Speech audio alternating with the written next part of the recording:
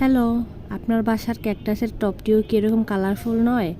তাহলে সময় নষ্ট করছেন কেন? আজই টবটিকে কালার করে ফেলুন। এই ক্যাকটাসের টবটি শুধু এক কালার দেখতে একদমই ভালো লাগছিল না। এর জন্য আমি রেডি অ্যাক্রামিন কালার দিয়ে টবটিকে কালার করে নিচ্ছি। এখন আপনারা বলতে পারেন রেডি অ্যাক্রামিন কালার আবার কি টবে বা প্লাস্টিকে ইউজ করা যায়?